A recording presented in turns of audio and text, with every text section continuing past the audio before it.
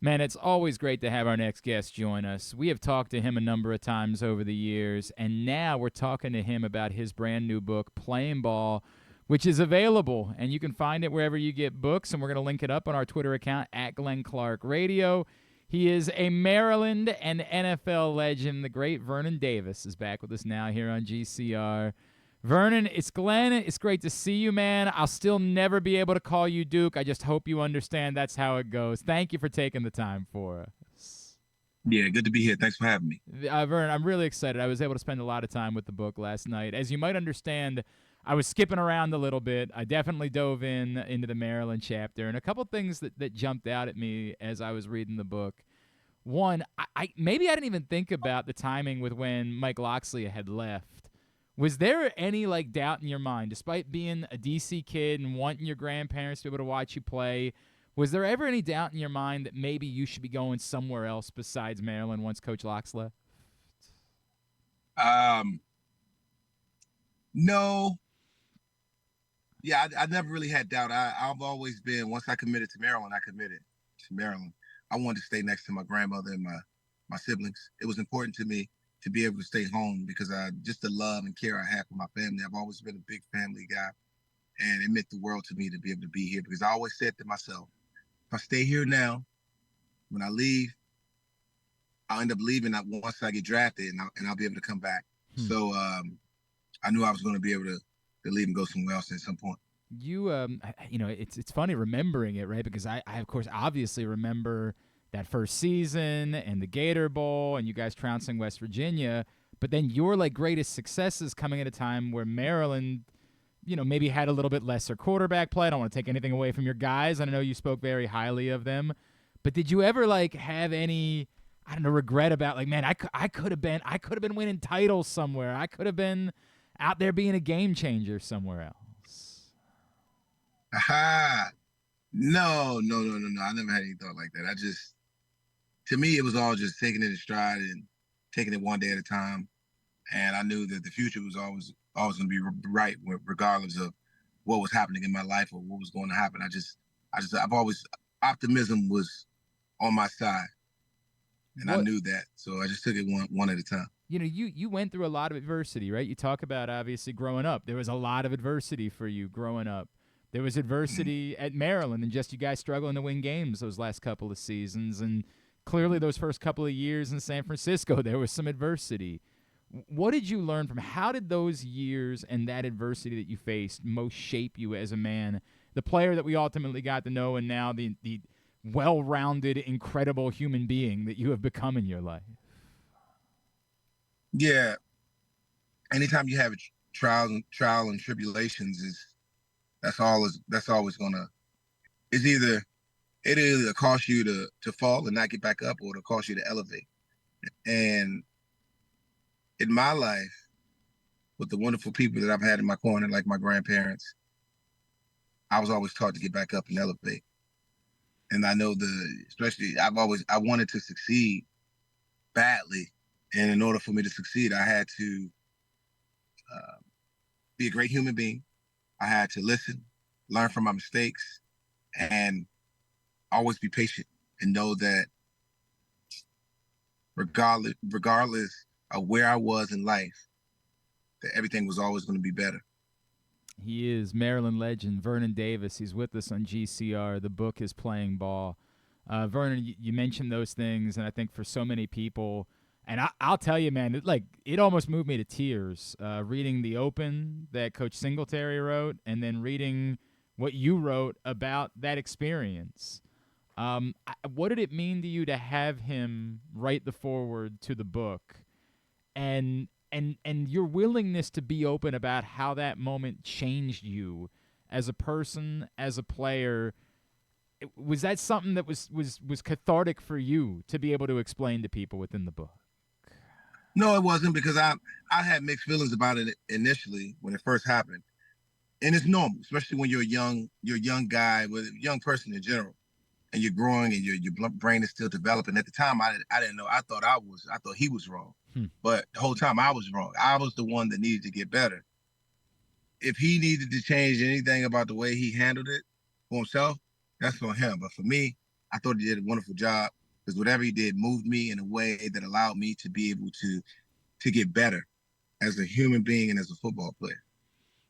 So that's where I was. So when people read this book, they can kind of see that you're only human. So you're going to have, you may have a perspective, a different perspective today, but tomorrow that perspective can change based on wisdom and knowledge of what's actually going on, what's happening in any given moment.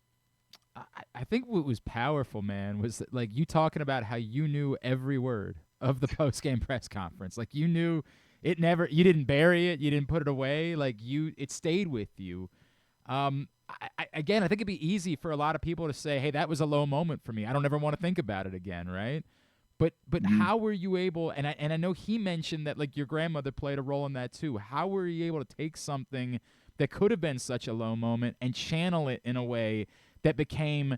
I feel like this is a life lesson that a lot of us. I'm 40 now, and I probably still don't handle criticism the way that I need to handle it. How were you able to do that and to channel it and to not make you sick about it or say I'll never want to hear that again, but instead literally to remember every word of it? Love and patience. I think love and patience allow you to be able to be the bigger man Hmm. and face moments like that. When you're equipped with the tools you need to be able to navigate through life, then you can do anything. You can do anything. You learn that arguments and arguments, disputes, these things they're just things, just there, just lingering around. But it's not that serious. It's really not that serious. It can be handled in the most professional way possible. And when I say professional, I mean like in a way where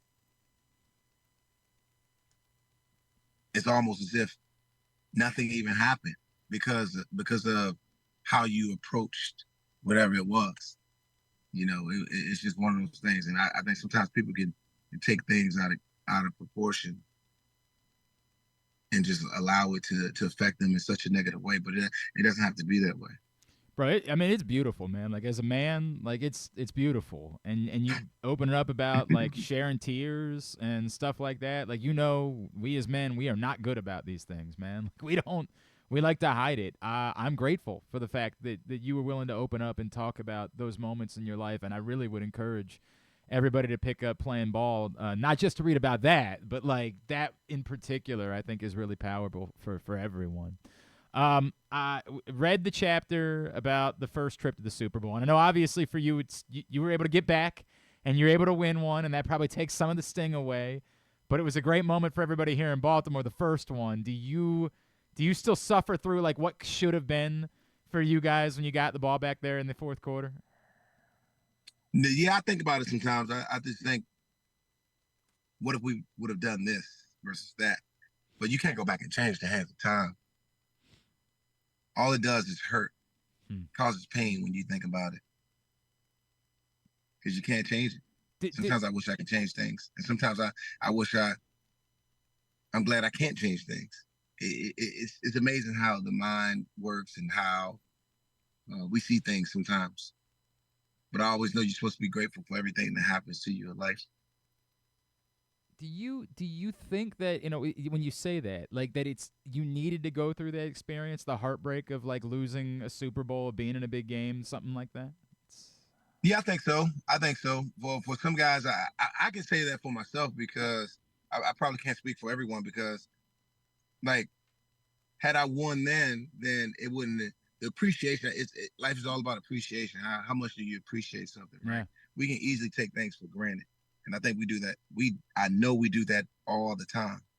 But when you're able to face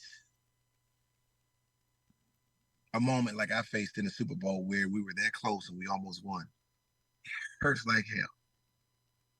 But then you go on a few years later and you actually win it. Mm-hmm. When I went to Denver, I won the Super Bowl. I won Super Bowl 50. Three years later, you know how much the amount of appreciation I have for that is much more powerful than it would have been if I won Super Bowl 47. It's interesting. That's really interesting. Those kind of things, they move you, man. They move you in such an amazing way. All that time, that gap I had in between 47, Super Bowl 47, Super Bowl 50, it did something to me. It did something beautiful to me, and I wouldn't change it. I wouldn't change it at all. I'm just elated that I had the opportunity to be able to play in Super Bowl 47. Sure. That's good enough for me. You know what's really wild is like reading in that chapter. It almost wasn't really about like the pain, like the joy of the experience came through, which is wild to me because like I would think that you would associate losing a Super Bowl in a close way with pain, but like the next page or two was just about how grateful you were for the experience and being in New Orleans and having gone through it, which is something you don't hear a lot of guys talking about that. About games that you lost, particularly in such heartbreaking fashion. Yeah, it's the little things. It's the little things. You have to be grateful for all the little things. But how can you get the bigger things if you're not grateful for the little things, right? Because we're not like I tell everyone, we don't have an expiration date in life. Hmm. There's no expiration date. I didn't even have to be here to play in that game, right? You learn from the ones. The beauty. The other thing that we have is we have people that we really care about. They're here and they're gone the next, right? If you haven't experienced death in your family or friends, you're going to experience it at some point in your life. And it's a beautiful thing. If you can stay around 90 to 100 years and see all of these people that you used to know, right, go before you, right? You never really want to go leave, but it's a beautiful thing because it does something to us. Death is a part of life. And that's what we don't understand. It's interesting when people come to me and they say, "I'm sorry for your loss." It's almost if people say it as if they're not going to be in that same space one day. And I appreciate it, and I show my condolence and my compassion for people as well.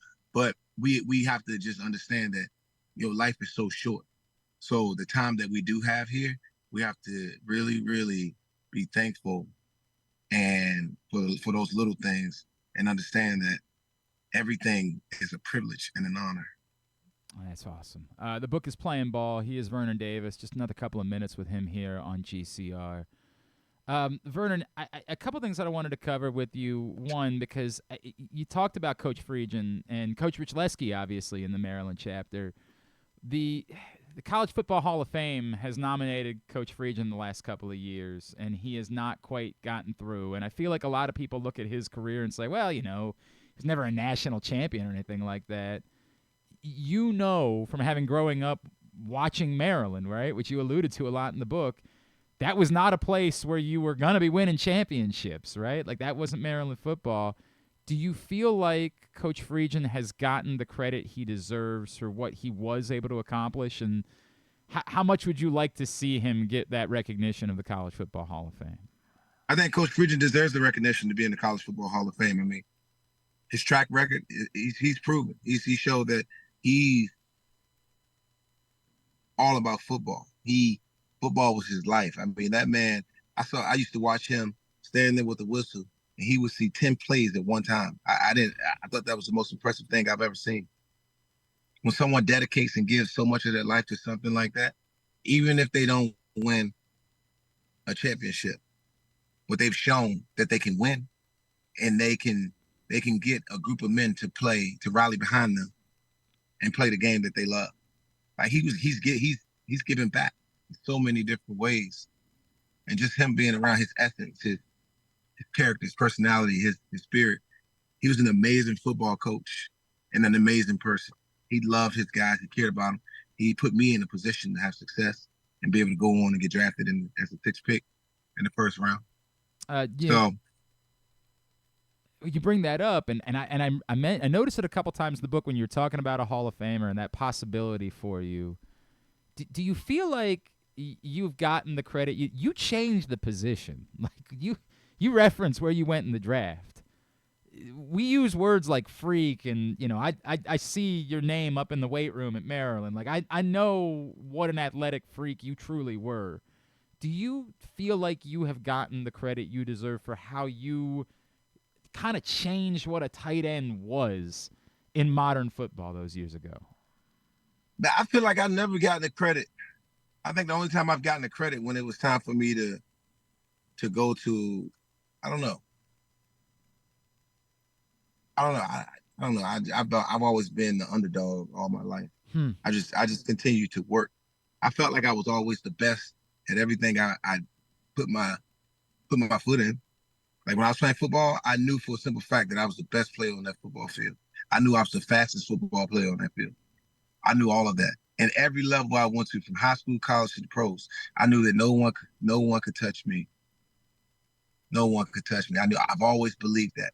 From 22 to 36, I've always believed that. And that's something nobody can take away from you now. As far as like the critics and everyone who has something to say or their votes or whatever they put me in, that's for them. I I don't really worry about that. I just continue to keep doing what I'm doing and know that I put my best foot forward. I think Maryland fans are going to love you talking about your relationship with Sean Merriman. Like that one, now obviously we knew you were contemporaries, but how there was an iron sharpens iron thing that was going on there, and what that meant for both of you moving forward in your careers. Yeah, Sean Merriman was a great football player. In practice, he used to wear me out. He was tough. He was a tough competitor to go against. He was extremely tough, and it was great playing with him at Maryland. The short time that I had with him, because I know he got drafted early, but it was cool. It was cool having him. He really pushed me and motivated me, helped me to get to where I am in life at the moment. So I applaud him and I give him some of the credit for being an inspiration and being such a good competitor, giving me something to work with. And then I'll wrap with Coach Locks, because I know how important he is to you and to your whole family, despite the fact that, as we pointed out, right, like he had left before you got there. Can you explain to people that still don't get it with why he is revered in a way that is so different than your average football coach as a human being? Can you explain to folks in this area what makes Coach Locks different than maybe your typical kind of like used car salesman football coach type that you might run into? Yeah, to me, Mike Loxley has a unique he has unique perspective. He has great character and personality. Really, it really relates to a lot of the guys in that locker room, players in general. He's a great recruiter, not just a great recruiter, but a great coach. He has the ability to get the guys to rally behind him, like a lot of great coaches. And I think that's one of the things that I loved about him a lot. I know a lot of players now, all the players that he had an opportunity to recruit and coach, they love that about him. So he's just great. He's just really good at what he does. Vernon Davis. The book again is Playing Ball, and you can pick it up right now at Amazon. We've linked it up at Glenn Clark Radio on Twitter. I know you're a busy man. When you're not writing books, you're involved in movies. What else do you have going on these days, man? Yeah, the book I have. I got the farm that I'm running, DHG Equestrian. I have a podcast that I'm working on at the moment.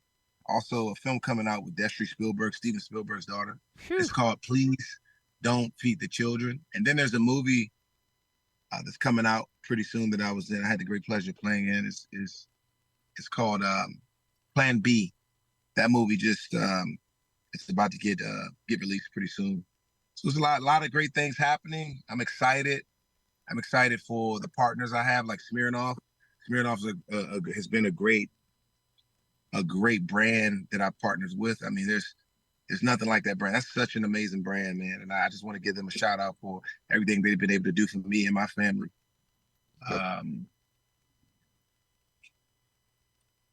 And another great partnership with the with Fox, my Fox family, KFC. Imagine going back and telling like 4-year-old Vernon Davis, little Duke, growing up in D.C., that this was going to be your life, like a legendary football career, and then making movies and partnering with some of the biggest brands. Like what would 4-year-old, what would that kid growing up in D.C. have said then? Making movies, partnering with some of the biggest brands. Wow. That sounds crazy to me. Right? I'm thinking it. I'm thinking even as a kid and right now, that still sounds crazy because I'm so look. I walk through life. I get up in the morning. I feel like I don't have any. I feel like I haven't done anything. I feel like I haven't. I don't see. I can see it, but I can't feel it. I don't have the feeling of. I don't have the feeling. I don't feel like I played in the NFL for 14 years. I don't feel like Hmm. I made movies. I don't feel like I'm partnering with Smirnoff. I don't feel it. I can see those things, but I can't feel it. You know what I mean? It's just I can't feel it. I don't know what it is. I don't know what it is. I can't. I don't know how to. I don't know how to feel it. I guess that's a good thing because it allows me to get up with motivation and intent. Right. Allows me to attack each day unknown. Hey, man, Vernon Davis, I really have enjoyed reading the book, man. I'm so glad you decided to do this, and can't wait to see everything that's next for you, bro. Thank you for taking the time for us, as always. And as always, go Terps. Thank you, sir. I appreciate you.